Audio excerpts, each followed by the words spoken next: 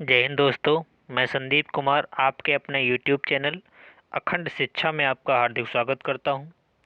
आइए दोस्तों, आज हम लाभ हानि चैप्टर के आगे कुछ सवाल हल कर लेते हैं। पिछली वीडियो में हम कुछ सवाल हल कर चुके हैं और मेरे ख्याल से ये लाभ हानि चैप्टर की आखिरी ही वीडियो होगी। अगर आपके हिसाब से कोई सवाल बचते हैं, आपको लगता है कि हमने नहीं कराया है, तो प्लीज़ उनको कमेंट कीजिएगा, हम उनको भी कराने की कोशिश करेंगे।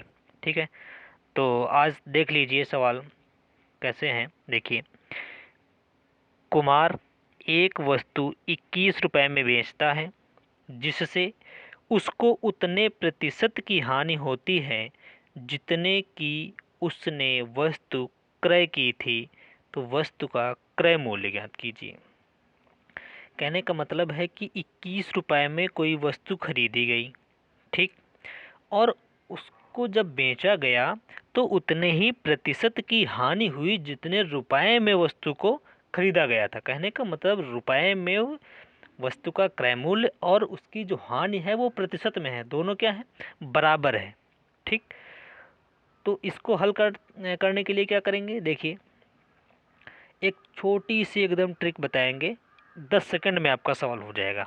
ठीक, इसमें क्या है, हानि हो रही है, और इसी के नीचे जो सवाल है बिल्कुल सेम ऐसे ही है, बस इसमें क्या हो रहा है, इसमें लाभ हो रहा है। तो देख लीजिए, 1 मिनट लगेगा, इसको आप समझ लीजिए इसका कॉन्सेप्ट क्या है। देखिए दूसरा सवाल भी पढ़ लीजिए। विनय ने हाथ घड़ी 75 रुपए में बेची जिससे उसे घड़ी की लागत कीमत के बराबर प्रतिशत लाभ प्राप्त हुआ। तो लागत मूल्य ज्ञात कीजिए। उसमें क्या थी, हानि प्रतिशत क्रय मूल्य के बराबर थी, इसमें लाभ प्रतिशत क्रय मूल्य के बराबर है। तो देखिए पहला समझिए, देखिए कैसे पहला लगाएंगे हम। ठीक, वस्तु का जो है मूल्य कितना है, 21 रुपये। 21 रुपये में क्या करता है, वस्तु को बेचता है। ठीक, 21 रुपये है। ठीक है, देखिए अब 21 रुपये के हमको ऐसे दो गुणनखंड करने हैं जिनको गुणा करने पर हमको 21 मिल जाए। ठीक, क्या, जिनको गुणा करने पर हमको 21 मिल जाए और हानि हो रही है ना, तो गुणा करने पर 21 मिले और जोड़ने पर हमको 10 मिल जाए। क्या, गुणा करने पर 21, जोड़ने पर 10 मिल जाए। तो आराम से पता कर लेंगे, 7 गुणे 3 होता है कि नहीं, 7 गुणे 3, 7 × 21 होता है, और 7 और 3 10 होता है कि नहीं होता है। तो बस हो गया काम। सिर्फ ध्यान क्या रखना है कि यहाँ हानि हो रही है, तो क्या करेंगे, हमको जोड़ने पर 10 आना चाहिए, और दूसरे वाले में क्या हो रहा है, लाभ, तो बस क्या करना है हमको कि घटाने पर 10 आना चाहिए। इतना सा अंतर है दोनों में, बाकी हो गया सवाल मान लो। तो देखो गुणा करने पर कौन सी संख्या मिली, 7 और 3, 7 × 21। तो अब इसका मूल्य, इसमें हम क्योंकि 10 है ना, 10 जोड़ने पर 10 आ रहा है, तो 10 में हम दोनों का हम गुणा कर देंगे। ठीक है, तो ये कितना हो जाएगा, ये 70 हो जाएगा, ये कितना हो जाएगा, 30 हो जाएगा। अब उस वस्तु का जो क्रय मूल्य रहा होगा, या तो 30 रुपये रहा होगा या 70 रुपये रहा होगा। अब बोलोगे कि क्या एक सवाल के दो आंसर हो सकते हैं, हाँ हो सकते हैं।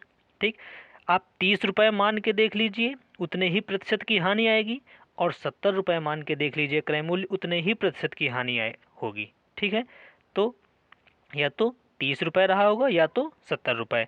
ऑप्शन नंबर आपका डी सही हो गया। ठीक है, तो अब बिल्कुल उसी पर आधारित दूसरा सवाल है। इसमें क्या लाभ कह रहा है, तो इसको भी देख लो।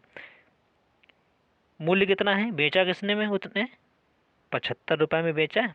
अब इसके भी दो ऐसे गुणनखंड करो जिसको गुणा करने पर तो 75 हो जाए। ठीक, लेकिन यहाँ क्या है, लाभ, तो लाभ हो रहा है, तो मतलब घटाने पर 10 होना चाहिए।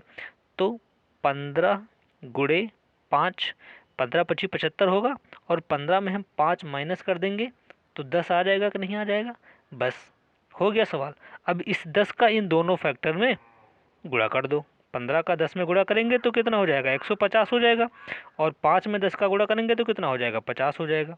तो अब उसका जो क्रय मूल्य होगा वो या तो 50 या 150। ठीक, तो अब कह दो कि इसमें दोनों ऑप्शन है। तो जब ऐसी कंडीशन हो जाए तो उसमें हम जो छोटा मान होता है, ठीक है, कौन सा, जो छोटा मान, कहने का मतलब ये जो 50 है ये वाला लेंगे। ठीक, तो ऑप्शन नंबर आपका डी सही हो गया। भाई देख लो, जाहिर सी बात है, जब 50 रुपए की खरीदोगे 75 रुपए की बेचोगे तभी तो तुमको लाभ होगा। अब ऐसा तो है नहीं कि 150 की खरीदोगे और 75 में बेच दोगे तो लाभ होगा, ऐसा तो होगा नहीं।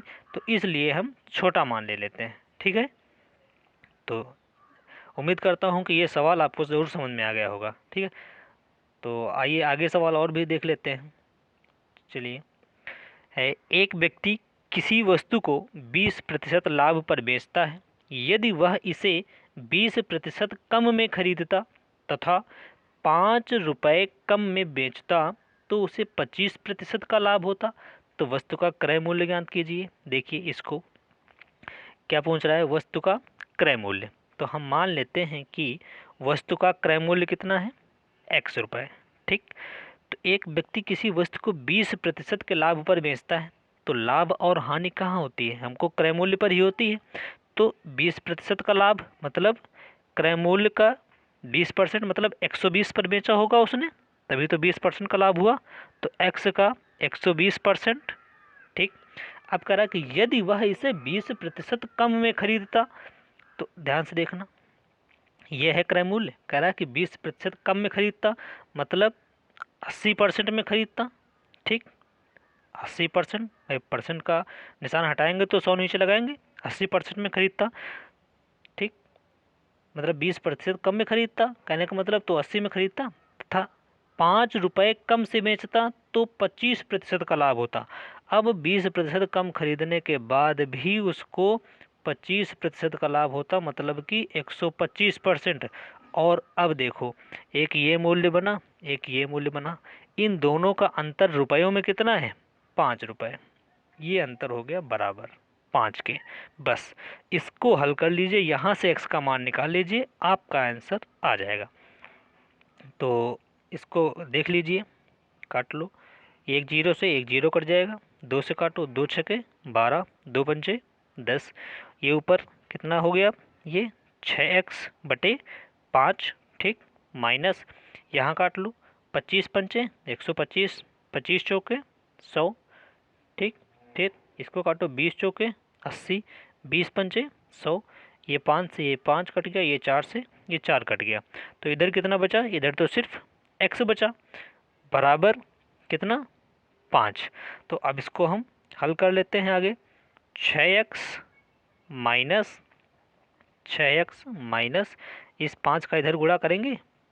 ठीक, तो 5x/, नीचे कितना है 5, बराबर 5। ठीक, अब इधर आगे हल कर लेते हैं।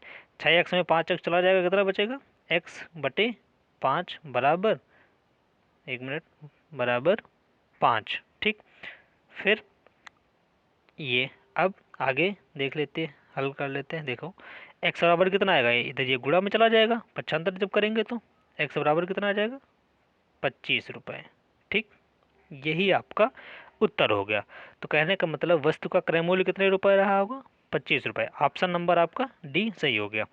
और इसी पर आधारित, बिल्कुल इसी पर आधारित दूसरा सवाल है, इसको हल कीजिएगा आप लोग सब अपने मन से, और उम्मीद करता हूँ कि ज़रूर हो जाएगा। बस बिल्कुल इसी तरह पहले बना लेना एक समीकरण, उसमें x का मान निकाल लेना, आराम से हो जाएगा सवाल। ठीक है, तो आइए आगे सवाल देख लेते हैं। ठीक है कि क्रय मूल्य और विक्रय मूल्य का अनुपात कितना है, 5:4।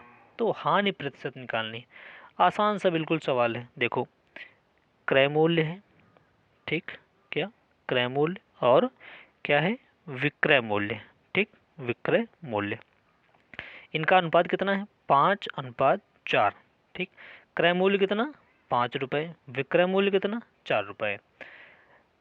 खरीदा तुमने कितने की, 5 रुपये की, बेचा कितने की, 4 की। तो क्या होगा, जाहिर सी बात है हानि होगी। कितने रुपए की हानि होगी, 1 रुपये की। और प्रतिशत में निकालने के लिए हम नीचे हमेशा क्रय मूल्य लिखते हैं, तो क्रय मूल्य लिख लिया हमने, कितना, 5 गुणे 100 कर लो। बस इसको कैंसिल कर लो, 5 एकम 5, 5 दूनी 10, ये जीरो बचा, उतार लिया, कितना आ गया, 20%।